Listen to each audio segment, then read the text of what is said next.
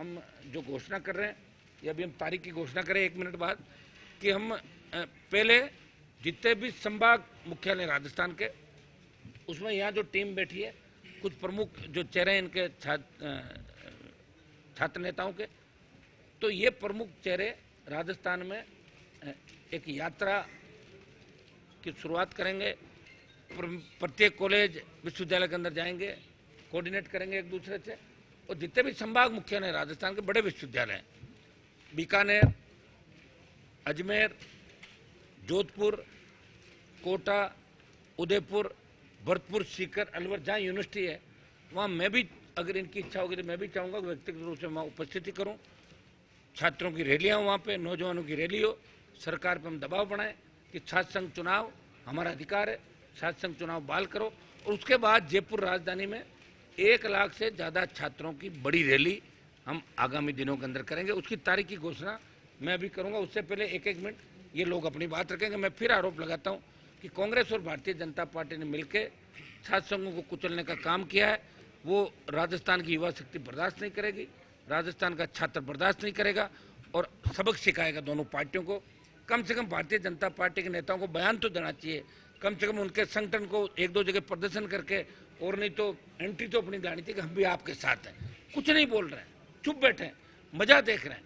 जिस तरह की घटनाएं आपने देखी होगी, जब महेश जोशी का मामला था, बीजेपी चुप हो गई, एक बीजेपी के नेता का बयान नहीं आया।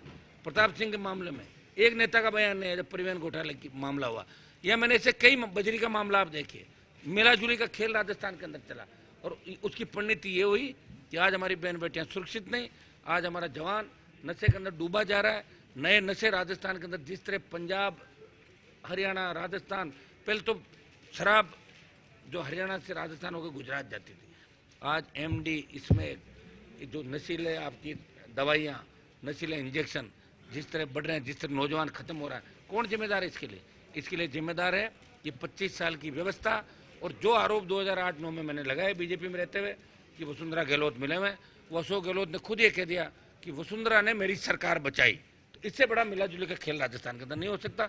और अब आप देख सकते हैं कि बच्चे टकटकी लगा के देख रहे हैं कि कोई तो आए जो हमारी मदद करे। मैं इनका भाई हूँ, और मैं हमेशा इमोशनल, देखिए, दिल से राजनीति करता हूँ, दिमाग से मैंने राजनीति नहीं की, इसलिए इनके बीच वापस इनके बुलाव पाया हूँ। और मैं सरकार को चेतावनी देना चाहता हूँ कि सरकार से चुनाव करा के ही दम लेंगे। आज तक तो हमने जो चाहा है वो राजस्थान में हुआ, चाहे बजरी माफिया हो, उसकी दरियाम दुकानें भी समेट दी। ईडी दफ्तर की जांच का मामला तो जल्दी उसका भी हम बीच में ही कर लेंगे। ईडी के अंदर वो कागज जाएंगे सारे, जिसमें कांग्रेस, भारतीय जनता पार्टी के बड़े नेता किस तरह बजरी माफिया के पार्टनर के रूप में, किस तरह 7 स्टार होटलों के अंदर इसके साथ रुकते हैं, जो काम कर रहे हैं। जिस तरह ईडी की एंट्री तो होती है, सीबीआई की एंट्री होती है, लेकिन बाद में क्या होता है? कलाम कोचिंग पे आ गई ईडी, हो जब वो एक तो आके किसी को बदनाम करना, और अगर मुलजिम है तो उसको पकड़ो। ये जनता जवाब चाहती है कि ईडी, सीबीआई, अपन भी कहते हैं सीबीआई जांच करो, कोई घटना घट जाती है इसकी सीबीआई जांच करो। अरे सीबीआई जांचें तो कई दे दी, लेकिन मेरे एक सवाल के जवाब में लोकसभा में बताया कि आधी से ज़्यादा सीबीआई जांचें पेंडिंग है और क्लीन चिट दे दी। तो जब सीबीआई ईडी ऐसे करने लग जाएगी तो भरोसा किस पे रहेगा, बताएं मुझे? ये भरोसा उठ जाएगा। जिस तरह छात्र नेताओं का भरोसा कांग्रेस और भारतीय जनता पार्टी के नेताओं से उठ गया, और इनका भरोसा विश्वविद्यालय के उन अध्यक्षों से जो लंबी चौड़ी डींग हाँकते हैं, जो लंबे चौड़े भाषण देते हैं, हम विश्वविद्यालय से विधानसभा की ओर चले। अरे चले सही, अब क्या कर रहे हो तुम लोग? ये बच्चे तकलीफ में आ जाओ ना इनको संभालने के लिए।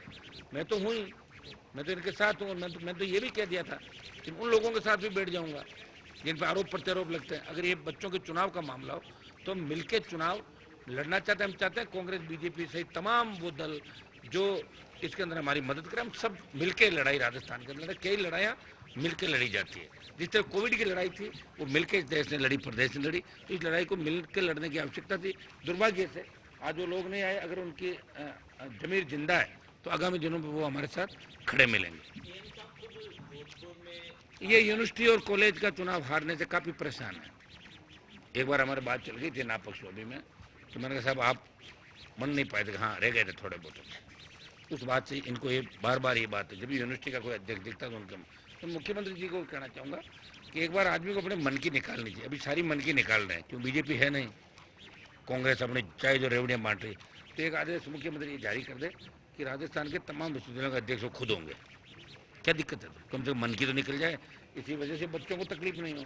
ये उनके पीड़ा जरूर हमेशा रहती है, और ये पीड़ा बीजेपी के कई नेताओं के भी है। ये वसुंधरा जी की भी पीड़ा है, वो अध्यक्ष नहीं रही यूनिवर्सिटी की, ये पीड़ा उनके मन में भी। कहती जरूर है कि मैं भी पॉलिटिक्स में, मैडम आप भी पॉलिटिक्स में थे क्या? पहले कहते हाँ हाँ मैं भी थी। कहाँ थी?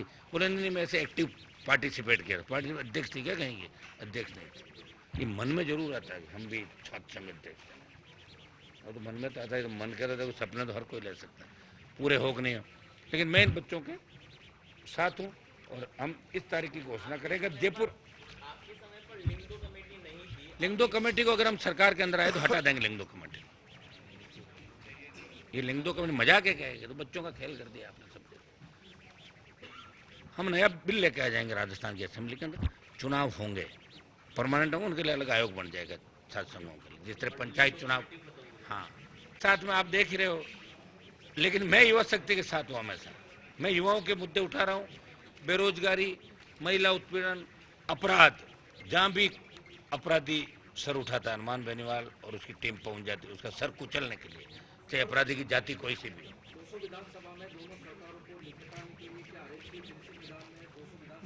हमारा कोई मकसद ऐसा नहीं कि इनको निपटाएं, हमारा मकसद है कि राजस्थान में परिवर्तन करें। क्योंकि हमारे बाहर के जो राज्य हैं आस पड़ोस के आप देख लें, हरियाणा पंजाब से लेके तमाम 25 से ज़्यादा राज्यों में क्षेत्रीय पार्टियां राज कर चुकी है, या सेकंड थर्ड पोजीशन के अंदर।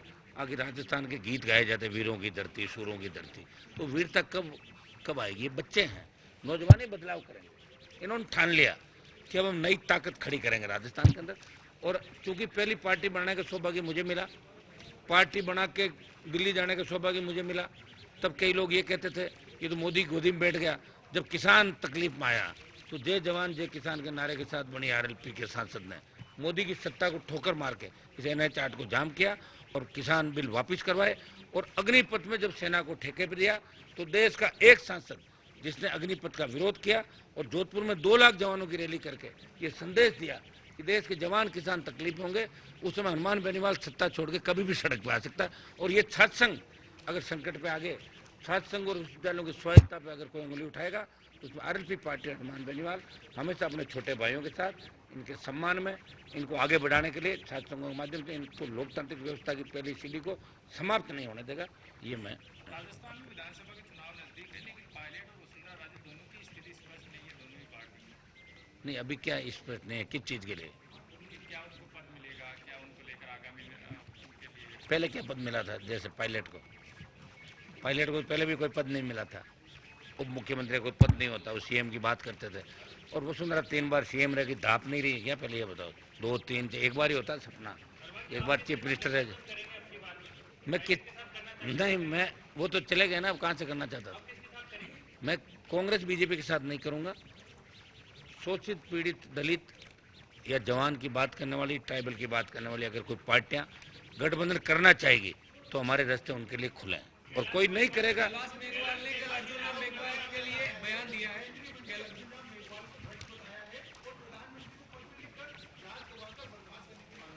देखिए मैं कैलाश जी के साथ लंबे समय से था कि वसुंधरा पे भ्रष्टाचार के आरोप लगाए उन्होंने, लेकिन उन्होंने चूक कर दी। उसमें 5,000 करोड़ का था, मैंने ही बताया कि उनका 22,000 करोड़ का हुआ, हम साथ ही थे दोनों। लेकिन बाद में कैलाश जी क्या हुआ कि वसुंधरा जी के साथ उनका वो हो गया था। वो आरोप तो सच्चे लगाते हैं, बस इतना ही है कि वो बाद में साथ रहते हैं कि नहीं रहते। ये अगर आरोप लगाए तो कहीं न कहीं सच्चाई होगी इसके अंदर, मुझे ऐसा लगता है, क्योंकि बिना उसके पत्र नहीं लिखते। हाँ, लेकिन बाद में क्या होता है कि उनको ज़्यादा करते हैं तो फिर वसुंधरा जी से समझौता उन्होंने कर लिया था, विधानसभा अध्यक्ष बन गए थे। देखिए राजस्थान में लंबी लड़ाई तो कोई नहीं लड़ पाया, सब शरणम गच्छामी हो गए। मेरे साथ भी बहुत बड़े नेता थे, महल की महारानी कहते थे, वो सब वहीं बैठे हैं। एक ही व्यक्ति लड़ रहा है। आप ये बात क्यों नहीं कह रहे हो कि लड़ाई एक ही आदमी लड़ रहा है? पार्टी बना के और लंबी लड़ाई लड़ना लंबे समय तक, तो वो तो एक ही व्यक्ति ने लड़ाई लड़ी।